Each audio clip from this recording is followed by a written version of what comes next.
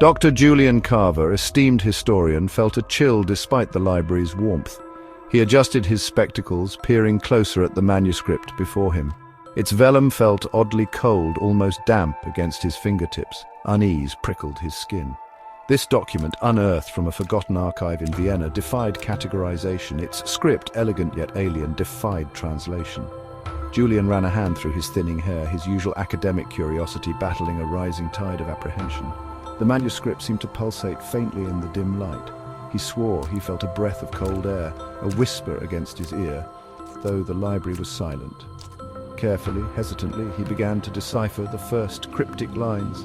The words, as they slowly yielded their secrets, painted a picture both mesmerizing and terrifying. They spoke of a time before time, a forgotten history, a world swallowed by oblivion, a world watched by entities beyond human comprehension. Julian's breath hitched.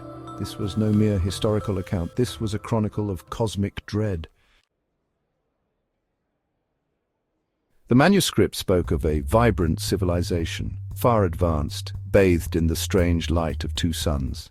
Their cities, majestic and gleaming, stretched across continents we no longer knew. These people, powerful beyond measure, were not alone. They were observed, studied by beings that existed outside the fabric of reality itself. The manuscript called them the Watchers. Julian shivered. The script seemed to writhe before his eyes, the ink pulsating with an unholy light. He read of awe, of worship, but also of a creeping dread. The Watchers, benevolent at first, grew distant, their motives unreadable. Then the whispers of something terrible, of a coming change, a cosmic alignment that would shatter their reality. Julian felt a pressure building in his head, a sense of growing unease. The library around him felt colder, the air thick and heavy. He pressed on, desperate to understand, to unravel the secrets contained within this unsettling text. He turned the brittle page, a low rustling sound echoing in the stillness. The next passage detailed a catastrophic event, the Erasure. A cosmic wave, originating from beyond the Watchers, swept across the world.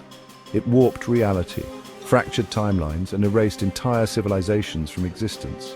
The manuscript described it as a shudder in the fabric of time, a cosmic reset. Fear, raw and primal, snaked its way into Julian's heart. He read of the desperation of a people facing annihilation, their cries echoing through the void. The ink on the page seemed to bubble and shift, as if mirroring the chaos it described.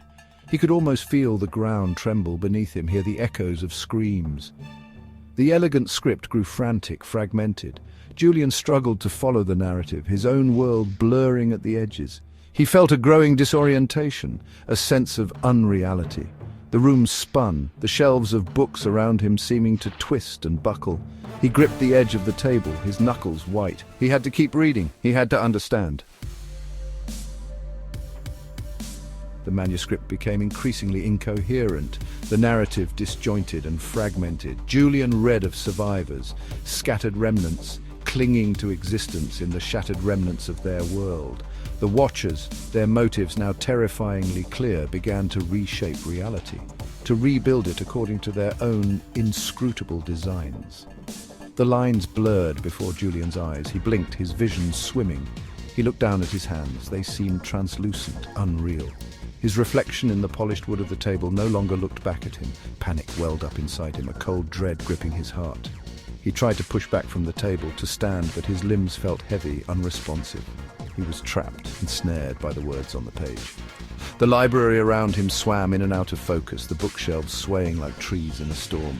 He was no longer sure what was real, what was delusion.